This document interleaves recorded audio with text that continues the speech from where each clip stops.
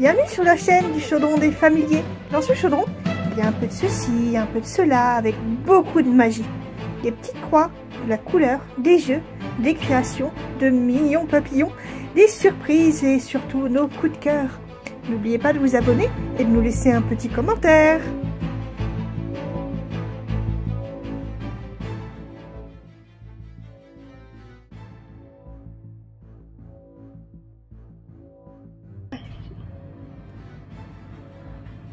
Bonjour, c'est Patricia. Bonjour, c'est Mélanie. Voilà, alors je me retrouve avec la créatrice de Chibi à croquer pour des petites explications au niveau des points spéciaux. Parce que dans les grilles de Chibi à croquer, on retrouve pas mal de points spéciaux, Mélanie. Parce que tu aimes ça. Oui. Alors pourquoi tu aimes bien les points spéciaux? Alors déjà parce que j'ai fait un peu de broderie traditionnelle, donc voilà, ça permet de mêler les deux techniques. Et puis parce que je trouve que ça apporte un autre relief encore par rapport aux croix. Donc ça apporte une fantaisie, en plus que des perles ou des fils spéciaux que tu peux mettre. Voilà. Il y a une petite, une autre dimension qui est apportée à la broderie. Ça donne du relief. Oui. Oui. Donc, tu as déjà fait pas mal de broderies, il me semble, avec des points spéciaux. Les roses, on les retrouve dans pas mal de broderies. Je pense que il y en aura encore dans d'autres broderies. Qui devra arriver bientôt, oui. Voilà. Et puis, il y a les fameux petits points. Oui. Alors, pourquoi ces fameux petits points? Parce qu'ils me permettent d'être plus précise au niveau des zones de couleur. Tout simplement, puisqu'à la place d'avoir une croix, j'en ai 4, donc ça me permet de délimiter un peu plus mes contours et puis de... Donc c'est notamment pour les yeux... Voilà, les yeux, la bouche, les ongles... Les petits détails. Voilà.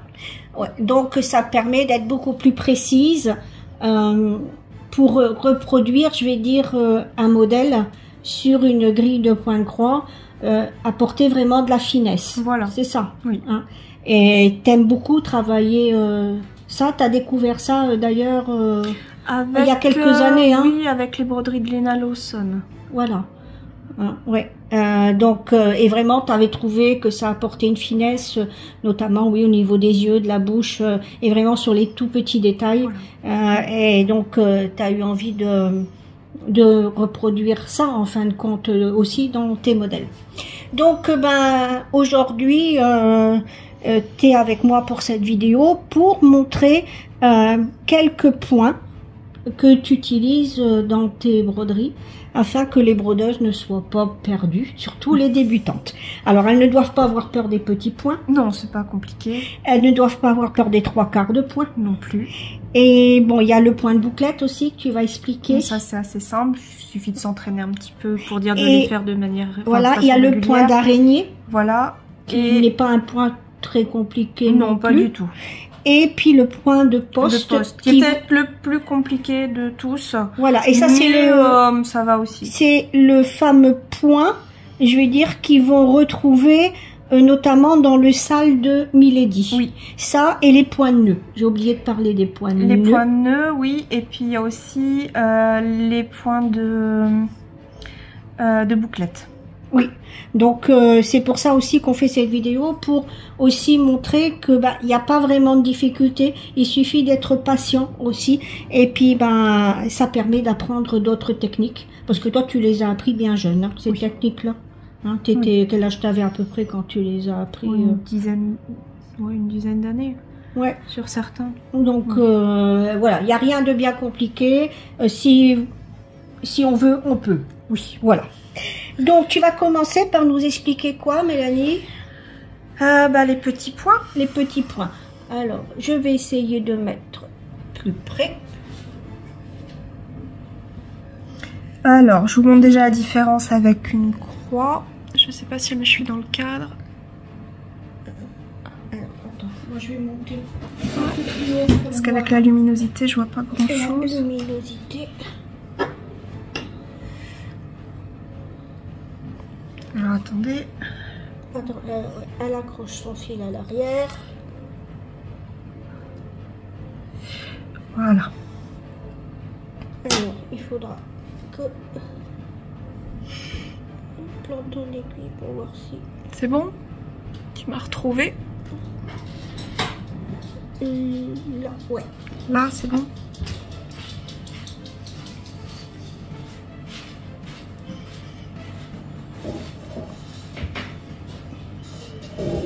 Donc là, on a la croix. On a une croix normale. Alors, je vous montre sur de l'étamine, mais c'est le même principe sur Aïda. Alors, on dit souvent que c'est plus facile sur... Bah oui, parce que vous allez... alors, c'est déjà quadrillé au milieu, entre guillemets. Hein. Vous avez déjà le trou au milieu, donc ça sera plus facile pour le trouver. Sinon, sur l'Aïda, il faut voir, parce qu'en fait, il y a deux petits fils qui marquent le centre. D'accord. D'un côté à la verticale ou à l'horizontale, et puis à l'arrière de la toile, vous verrez l'inverse. Donc, vous piquez vraiment entre ces... Donc, c'est plus facile sur l'étamine. Donc, tu vas dire... Lancez-vous sur étamine. Oui. Tu vas dire comme Guillaume. Voilà. C'est pas sur compliqué. étamine, c'est pas compliqué. Non. Pareil, hein, tu t'es lancé sur étamine assez jeune. Enfin, tu as commencé par te lancer sur de l'Aïda, puis tu es passé au lin. Lin. Et après l'étamine. Et quand l'étamine est sortie, tu es sur étamine. Oui. Hein. Voilà. Alors, pour les petits points. Pour un petit point, je veux dire, quand vous avez une zone avec un petit point d'une seule couleur... voilà, il suffit en fait de venir prendre donc le milieu de votre carré, hein, ici, et puis de venir faire votre croix. Si vous travaillez sur une toile très serrée, ne vous embêtez pas à faire une croix, ça ne se verra pas. Vous faites juste un demi-point. Un petit demi-point. Voilà, un petit demi-point dans le sens... comment dire, du même sens que le haut de vos croix. Hein, oui, que voilà. La partie que tu viens passer au-dessus. Voilà, c'est ça. Voilà, et ça vous permet déjà d'avoir moins d'épaisseur. Et puis quand vous travaillez sur une toile serrée, même sur une étamine 12, si jamais voilà, vous avez vraiment du mal avec votre aiguille à piquer à travers la toile, un demi-point suffit. D'accord. Là, en tout cas sur les petits points isolés. Voilà. Si jamais vous avez deux petits points d'une même couleur côte à côte, alors soit vous pouvez venir faire deux petits points côte à côte, hein.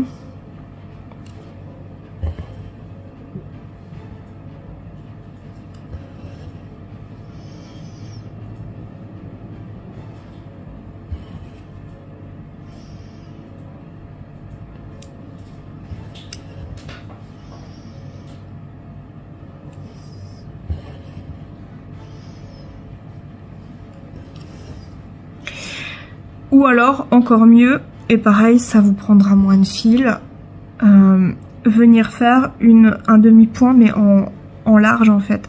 À la place de venir piquer là pour faire comme un demi-point, vous piquez juste à côté. En fait, vous prenez toute la largeur ou toute la hauteur de votre croix.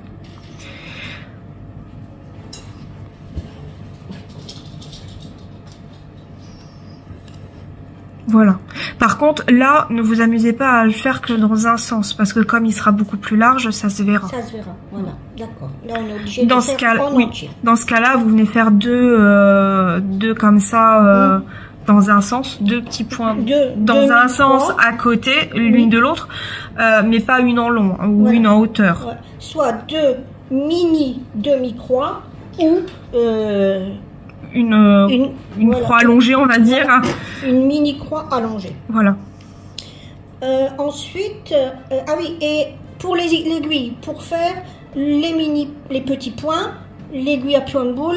L'aiguille à point de boule suffit. Suffit, oui. Donc on rappelle bien, sur une étamine 12, bien prendre la taille 34. Ouais, la ne prenez petite. Pas une aiguille trop grosse. Maintenant, ce qu'on retrouve aussi dans tes grilles, ce sont les 3/4 de point. Les 3/4 de point. Alors, c'est pas compliqué non plus.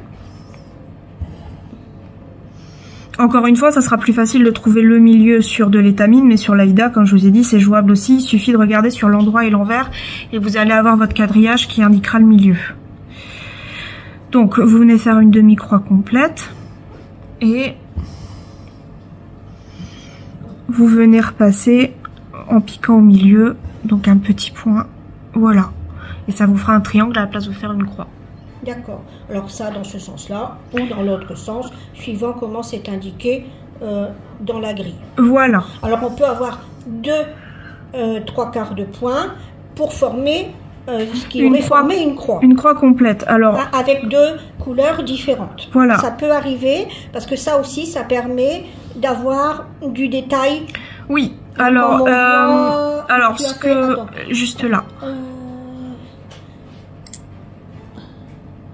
Pas évident. Voilà.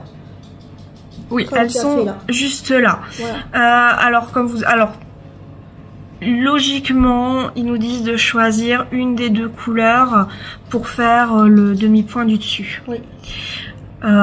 Personnellement, je fais des 2 couleurs parce que comme ça fait pas on va dire ça met pas en relief plus une couleur que l'autre. D'accord. En les mettant bien collées l'une contre l'autre, ça vous prendra pas beaucoup plus d'épaisseur. Et au moins ça délimite, enfin ça fait bien 2 triangles, ça fait pas un triangle et puis un petit bout d'une autre couleur. Voilà. Et pareil aussi, moi on m'a souvent aussi posé la question sur le groupe fan de Chibi ou sur d'autres groupes où nos modèles sont présents et notamment les tiens, c'est sur de l'étamine 14 combien je prends de brins de fil? Alors personnellement sur la 14 ça m'est arrivé de broder en 2 brins, en tout cas sur du lin. Si jamais vous avez... Et de la 12 Alors, de la 12, forcément 2 brins. 2 brins. Voilà. Mais la 14, c'est quand même conseillé de prendre un seul brin. D'accord. Voilà. Voilà. C'est jouable avec 2 brins. Mais... même pour les petits points, 2 brins. Sur de la 12. Ah, sur la 12, oui. Oui. Voilà. Oui. C'est sur la 14 où c'est un brin normalement qui est conseillé. Après 2 brins c'est jouable. Il y en a qui trouvent que ça fait trop épais. Tout dépend de la manière dont vous brodez. Si jamais vous... Enfin après maintenant on va passer au point de nœud. Au point de nœud. Oui, je vais vous montrer parce que j'ai une méthode qui est vraiment pas compliquée et qui fait tout aussi bien l'affaire que la façon de tourner autour de votre aiguille. Alors, je commence par sortir mon fil à l'endroit où vous devez faire votre point de nœud. Je maintiens... Alors, je sais pas si jamais... C'est bon. Je maintiens mon fil. Je passe... Attends, on voit pas ton doigt où tu le maintiens. Voilà. C'est bon là. Donc, je maintiens mon fil. Voilà. Je passe en dessous pour faire une boucle. Et je vais venir avec mon aiguille piquer au milieu de la boucle. Voilà, dans le même point. Dans le même trou. Alors soit si jamais vous voulez vraiment sécuriser, vous piquez juste au-dessus, hein, mais dans le même trou normalement ça bouge pas. Je tire, voilà. Alors pas, il est pas tiré à fond. Hein. Vous voyez, c'est, mais bon, il est quand même bien maintenu. Et vous venez retirer votre aiguille et voilà. Votre point de nœud est fait. Est-ce que tu peux en refaire un côté? Oui.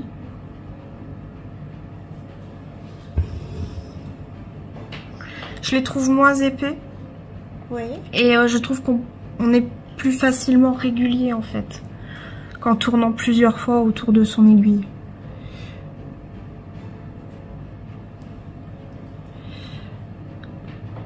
J'essaie de me mettre pour que vous voyez bien. Hein.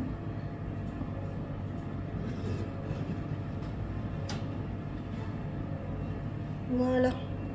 Oui, ils sont vraiment, tous les deux sont pareils. Sont identiques.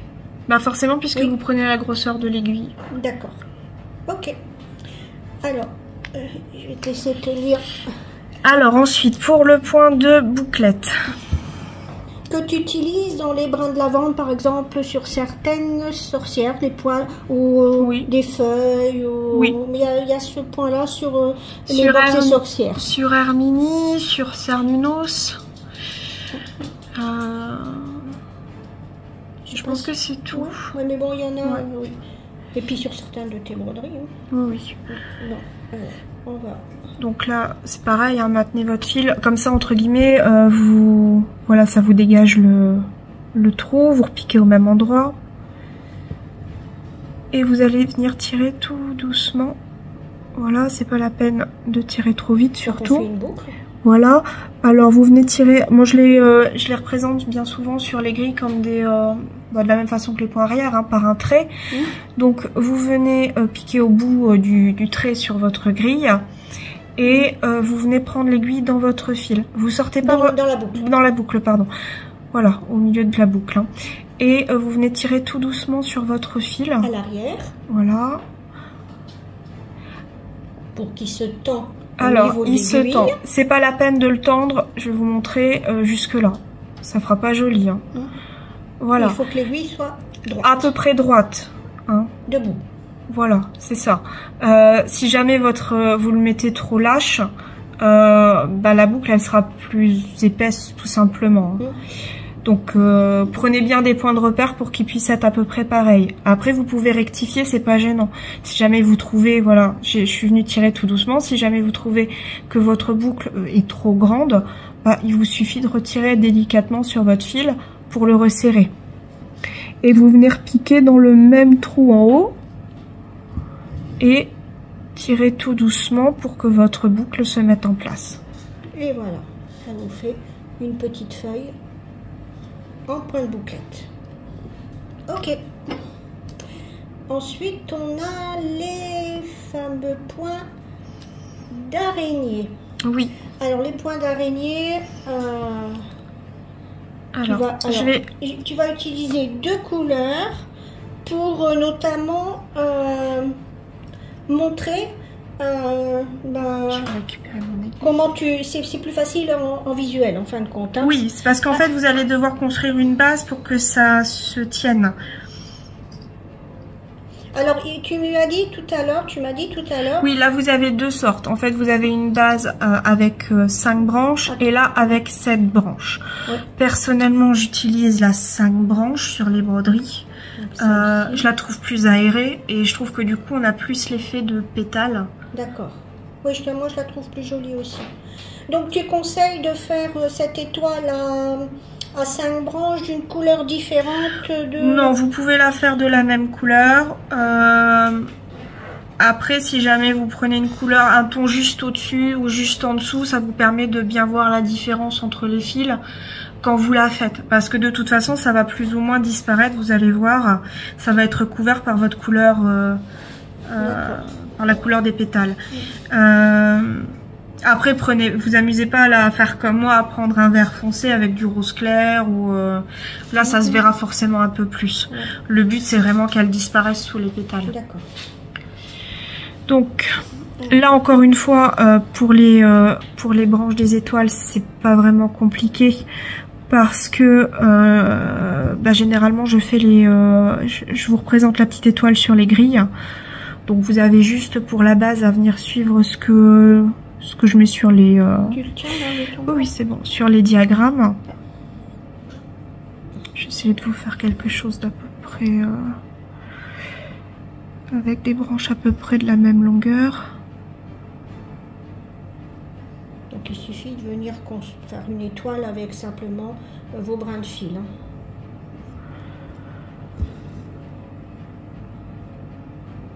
Et là vous avez la base de votre... étoile. Enfin de votre rose. De votre rose.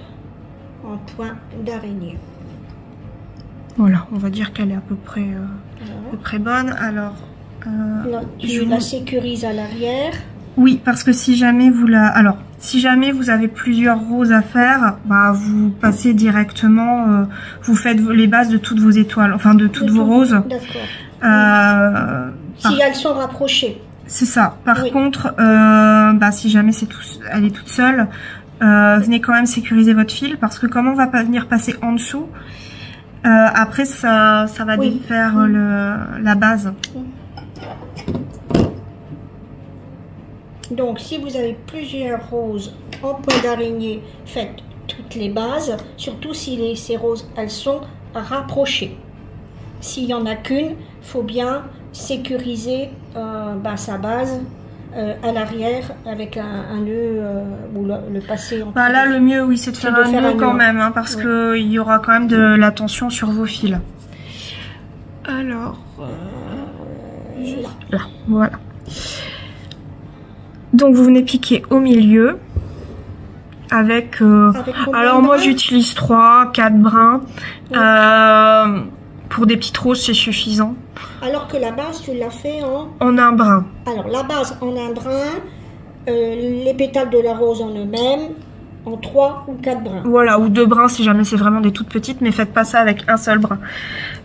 Parce que justement le but c'est de donner un peu de relief. D'accord. Donc on va venir, alors peu importe par quelle branche vous commencez. Hein, et dans quel sens on tourne? Et vous tournez dans le sens où vous êtes le plus à l'aise. Donc vous venez passer sous la branche que vous voulez, hein, pour commencer, c'est pas gênant. Voilà. Vous laissez la suivante tranquille et vous passez donc sous la 3e. Et pour le début, vous serrez bien. Donc encore une fois, je vais... On laisse une branche, on vient prendre la suivante. Voilà.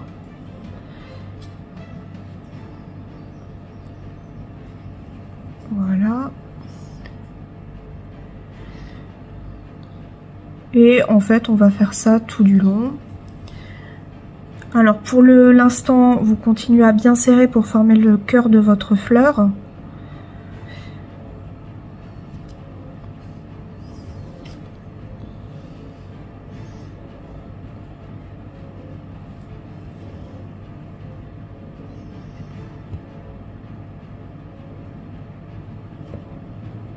Oui, donc quand vous faites surtout la base de votre, enfin la petite étoile, vous ne serrez pas trop vos points arrière parce que il va quand même y avoir de l'épaisseur de fil en dessous. Ouais, donc ne pas serrer ces donc branches. ne pas les faire trop lâches non plus, mais ne pas venir les serrer comme vous serreriez un point arrière. Voilà.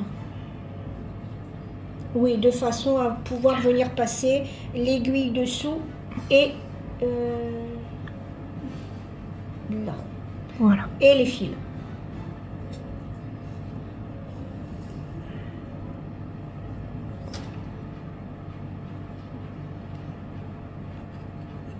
Alors c'est pas compliqué, ça prend un peu de temps. Quand je suis arrivée à peu près à la moitié, je vais serrer un peu moins les pétales. Pardon, je vous fais bouger. Pour donner ce côté de rose ouverte en fait. Et puis ça va vraiment bien différencier les... Enfin ça va vraiment du coup détacher toutes les pétales. Ah, je suis prise dans les mains. Désolée, il y a le four qui sonne. Voilà.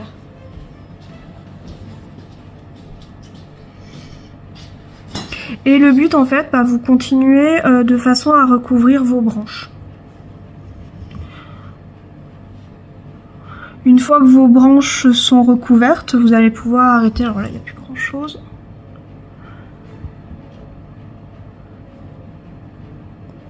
C'est pour ça aussi que c'est pas la peine de serrer jusqu'au bout. Donc c'est possible à faire avec le tambour ou le Q-snap, celui-là. Celui-là, oui. Tous les points qu'on a vus jusque maintenant, faisables sur le tambour ou le Q-snap.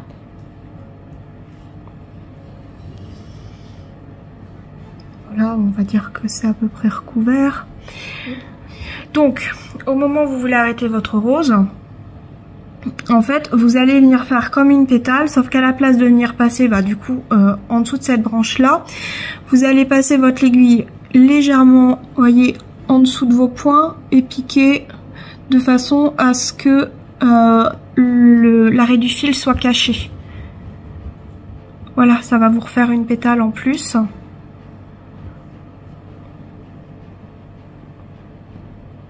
Bon. Voilà. Voilà. Et on a une jolie petite rose en point d'araignée. Oui, en point d'araignée. Ah, oui, parce que oui, on construit à peu près comme une toile d'araignée. C'est une araignée qui tisse sa toile, oui. Voilà. Donc là, tu sécurises puisqu'elle est seule. Pareil, une fois qu'on a fait toutes ces roses, si jamais elles sont rapprochées, on a fait toutes les branches, on vient, on n'arrête pas son fil. Non, là aussi, vous faites un petit nœud pour dire de la sécuriser parce que c'est juste du fil enroulé. Donc même si jamais on passe à une autre rose à côté? Non, si jamais vous passez à une autre rose à côté, il n'y a pas de problème. Vous venez repiquer au centre de l'étoile d'à côté et puis vous pouvez faire votre rose jusqu'à ce que vous ayez plus de fil. Pareil, si jamais malheureusement vous n'avez pas assez de fil pour terminer votre rose, vous venez faire comme j'ai fait pour l'arrêter en fait. Vous venez piquer un peu en dessous de vos points pour cacher en fait le pétale qui manque. Et puis après, vous repiquez à la place de piquer au milieu, vous repiquez à peu près à côté de ce que vous avez arrêté pour pouvoir continuer. D'accord. Même si c'est mieux de perdre un petit peu de fil et de pouvoir faire votre rose en entier. Mais bon, c'est jouable. Voilà. Donc pendant que tu vas retirer ton Q-snap pour passer à la rose au point de poste, moi je vais montrer ce que ça donne. Voilà, sur une broderie. Voilà, ce que là vous voyez, hein, c'est venu au-dessus. Donc c'est faisable, hein, au-dessus des croix. Oui, bien sûr. Hein, ça se fait au-dessus des croix. Également, comme ça pourrait se faire. Puis du coup, on a vraiment l'impression d'un relief au-dessus des croix. Voilà. Par contre, là, vous les avez sans croix au-dessus. Ici, vous les avez sur des croix. Et vous avez également, là où il y a la petite perle, c'est du point de bouclette. Le point de bouclette. Voilà. Alors maintenant, on va passer à cette technique-là. À la technique, on va pouvoir tout montrer sur la même vidéo. Donc, voici les roses au point de poste qui viennent également se faire au-dessus de ces... Ah oui, c'est en dernier. Hein? C'est en dernier parce que pour cette technique-là, je vais même vous conseiller de ne pas prendre de tambour.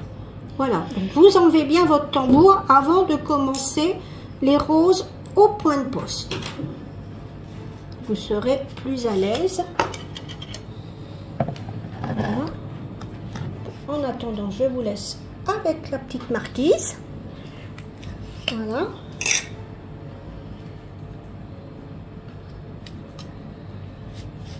Le temps que Mélanie enlève son tambour. Bon, pareil, là, Mélanie, tu vas montrer avec 2 couleurs de fil pour bien montrer la différence avec le cœur. Oui. Et les pétales qui sont tout autour. Bon, alors généralement... Et ici, on a même... Là aussi, hein, elles sont... Ici, on a même une rose au point d'araignée et une rose au point de poste à côté. Voilà, vous avez aussi... Vous pouvez faire aussi... voilà. Ici, vous avez une jolie petite rose au point de poste avec simplement les petites pétales au point de croix. Donc c'est vraiment, ça apporte vraiment, comme disait Mélanie, du relief à vos broderies. Donc tu peux y aller. Je sais pas si le cadre te gêne. Non, pas du tout. Juste.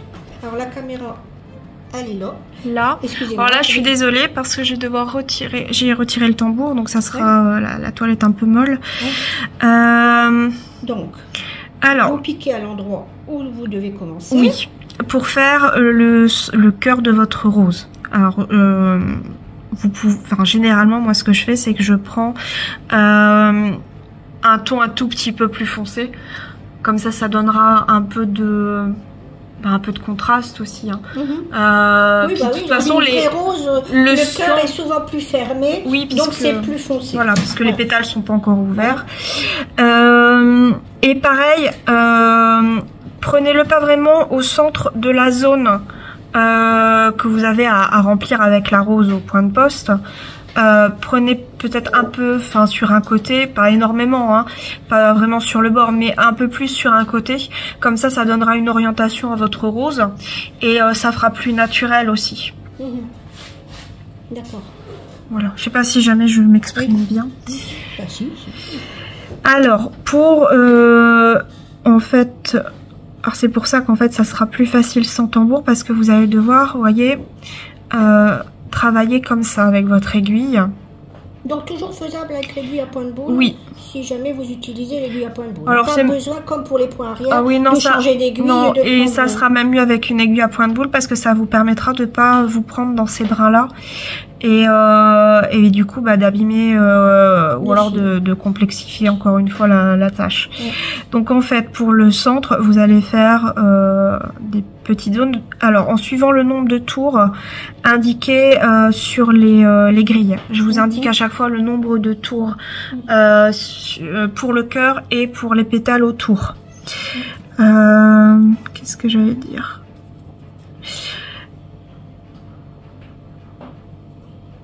Oui, qu'est-ce que ça allait dire? Tu sais plus. C'est pas grave. Ça reviendra après. Donc vous piquez comme ça. Voilà. Oui, entraînez-vous avant justement pour voir à peu près la longueur que ça va vous donner pour pouvoir bien gérer ça, parce que si jamais vous faites trop de tours par rapport à la zone que vous avez fait, vos points ils vont être ils vont mal se mettre. Voilà, pareil de vous entraîner, alors pas des jours et des jours, hein, voilà, hein, vous en faites 2-3 sur une toile à côté, sur un bout de toile, voilà. Et puis ça vous permettra aussi de voir à quel point vous pouvez serrer le fil autour de votre aiguille. Ça vous permettra aussi de voir comment faire pour être un peu plus régulier dans les tours. Enfin, voilà. Donc, moi ce que je fais, c'est que je vais plier pour avoir mon aiguille qui se met bien droite. Hein. Ça sera plus facile. Et vous voyez, alors avec... Donc j'ai mon aiguille comme ça. Le fil qui est ici... Je vais venir le tourner. Alors encore une fois, le nombre de brins indiqué, le nombre de tours indiqué sur votre diagramme. On les ramène vers le. Vous les ramenez. Alors le tout, c'est de ne pas les faire trop serrés parce que sinon vous allez avoir du mal à passer toute votre aiguille et notamment ça va bloquer au niveau du chat. Voilà, alors pas de problème si jamais ça bloque, vous voyez, en fait il vous suffit, surtout vous maintenez bien vos tours avec vos doigts et en fait en tournant légèrement, vous allez pouvoir réussir à passer votre aiguille autour. Voilà. Donc surtout quand on fait ça, pas de panique, non, on fait ça doucement. C'est pas la peine de s'énerver, vous faites ça tranquillement et vous maintenez...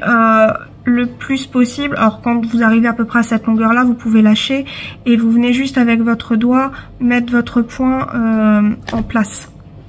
Alors là c'est pas gênant parce qu'il sera droit, mais quand vous allez avoir des points qui tournent, voilà, et vous venez repiquer. Attends, voilà, c'est bon. Et vous venez repiquer au bout de votre poing.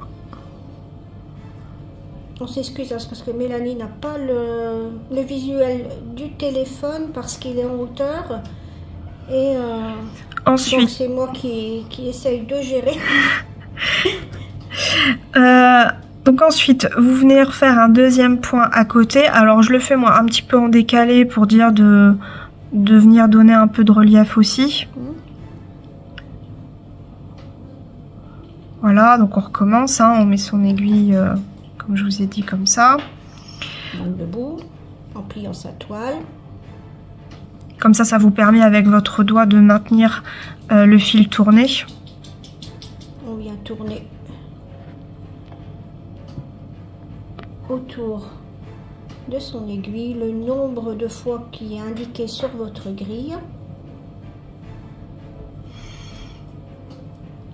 Et on passe l'aiguille. Voilà. Donc, je sais pas comment on dit ça, les tournicotons, les... Voilà. Moi, je joue au manège enchanté ici.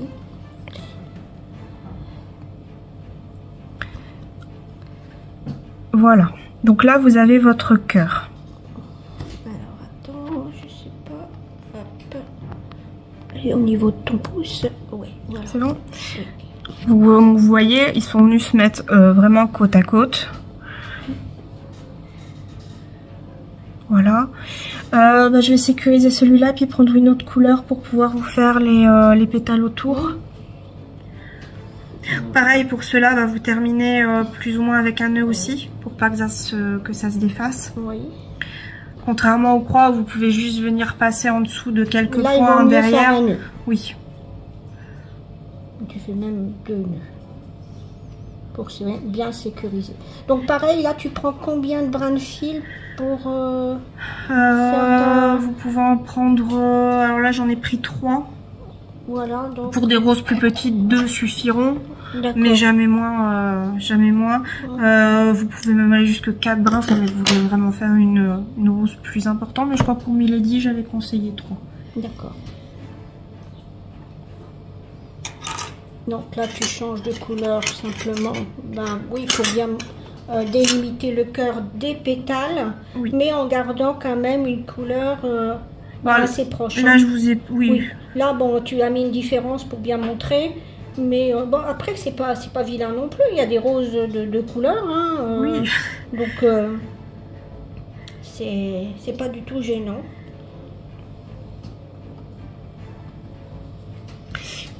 Alors... en sachant que la caméra est là, ici, tu vois. Ouais.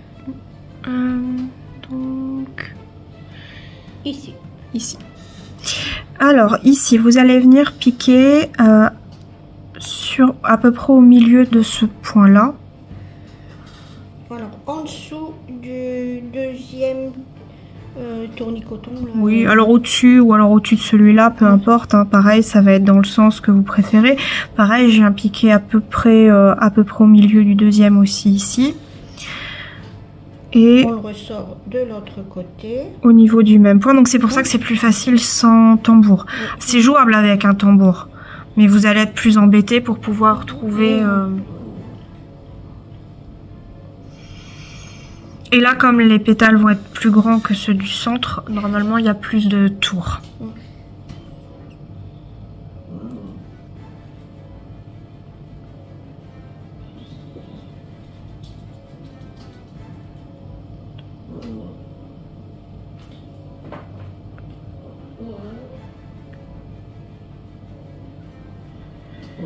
Donc pareil, hein, c'est toujours la même méthode que pour le cœur, simplement avec plus de tours. Voilà, c'est ça.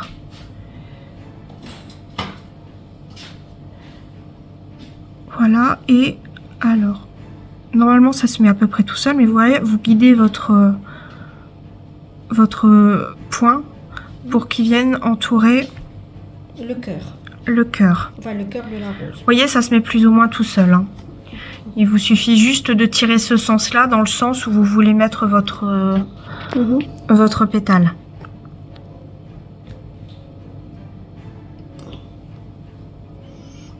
Donc vous venez, voilà, repiquer dans le même trou ici pour pouvoir terminer. Ensuite, vous allez venir piquer un peu en dessous du point que vous venez de faire.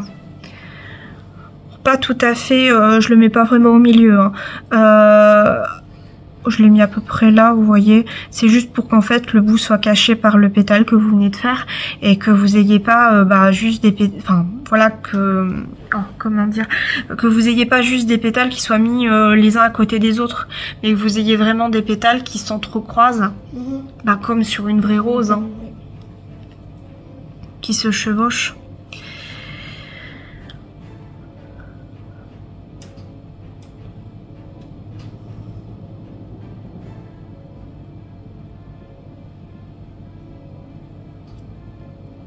Voilà, et donc c'est pour ça aussi que je vous avais dit de vous entraîner sur le côté, parce que ça va vous permettre de voir la longueur que vous pouvez faire. Parce que si jamais vous faites des points trop longs par rapport au nombre de tours, vos points seront beaucoup moins serrés. Donc un petit peu d'entraînement avant de faire sur la broderie. Celui-là, oui. Oui. Autant les autres, il n'y a pas besoin, que celui-là, c'est conseillé. Voilà, c'est préférable. Mais c'est pas compliqué, il suffit de tourner autour de votre aiguille. Un peu comme certains le font le point de nœud. Voilà.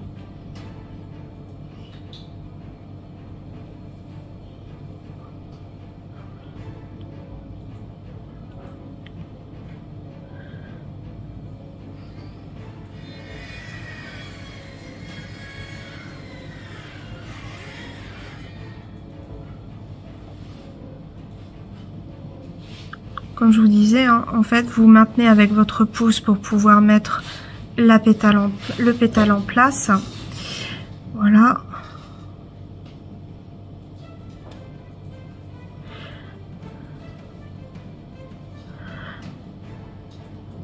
Et vous voyez, vous avez vraiment l'impression en fait que cette partie-là va passer en dessous de celle-là. Généralement 3 points pour entourer le centre de votre fleur.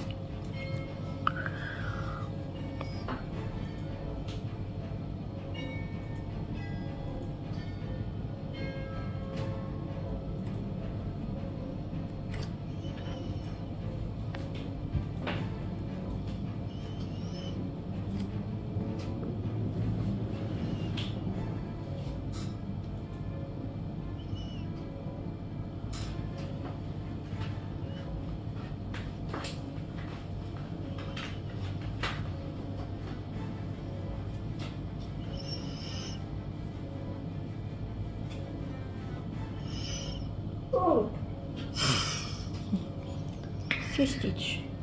Oui, qui réclame son 4 heures. Il n'est pas encore tout à fait 4 heures. Non. Voilà. Stitch a une horloge dans le ventre.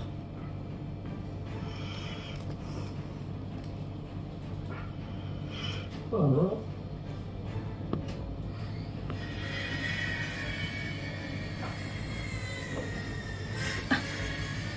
Et Tyria s'y met aussi. Donc là, le cœur de votre fleur est entouré. Oui. Et maintenant, vous allez venir mettre des pétales en quinconce autour. Alors, je crois que pour Milady, j'avais conseillé à peu près 5 pétales pour remplir la zone. En fait, voilà, vous, une fois que vous aurez toutes vos croix de fête, hein, vous allez voir vraiment l'espace que vous allez devoir recouvrir avec cette méthode-là.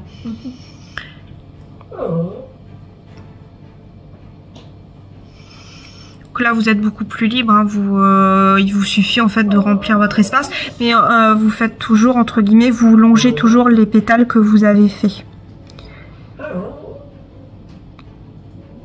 Attends maman, je vois plus avec le pied. Stitch. Pas facile à te suivre. Parce que voilà, on doit bouger beaucoup la toile. La toile. Voilà.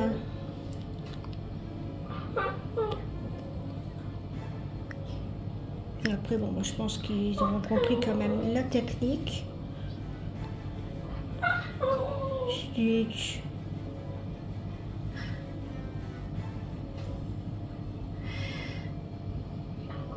Oui, on va le croire que t'es malheureux, hein. Oui, hein. Oui.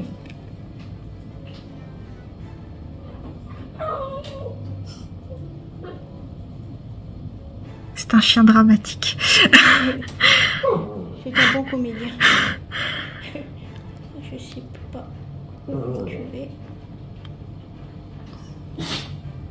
Mais bon, là je pense que... Je pense qu'une dernière et puis ça sera bon. Ça leur montrera déjà... J'espère quand même que le zoom a fait son travail. On est désolé s'il y a des moments un petit peu de flou. De temps qu'il fasse les mises au point parce que Mélanie bouge quand même pas mal sa toile, notamment sur cette sur ce point. Oui, là, sur ce point-là. Parce que vous voyez, hein, il faut tourner autour, donc on tourne sa toile sans arrêt. Hein, donc c'est pour ça qu'elle vous conseille de le retirer du tambour ou du Q-snap. Donc c'est pas facile à filmer. Non. Et vous voyez que si jamais vous serrez pas beaucoup sur votre aiguille, ça passe tout seul. Voilà, vous n'avez même pas besoin de jouer à essayer de desserrer un petit peu avec vos doigts. Voilà. Voilà, donc vous avez l'ensemble un petit peu des petites roses. Parce que j'ai dézoomé un peu. Oui, Stitch. Il y a voir ce que Mélanie elle fait sur le côté.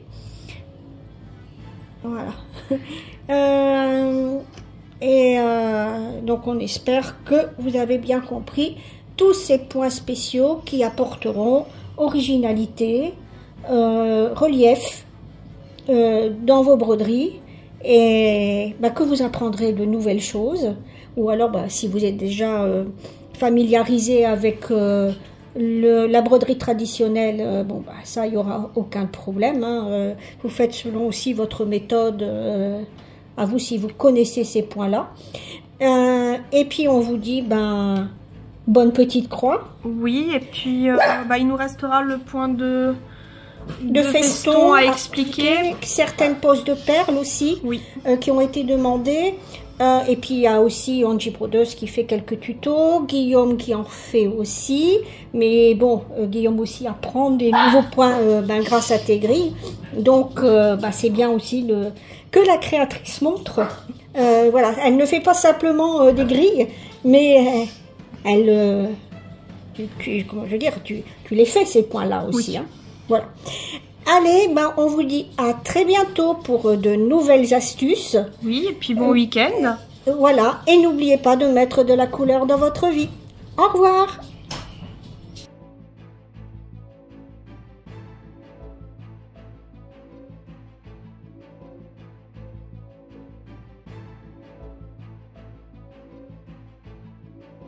Bye bye, à bientôt pour une nouvelle vidéo.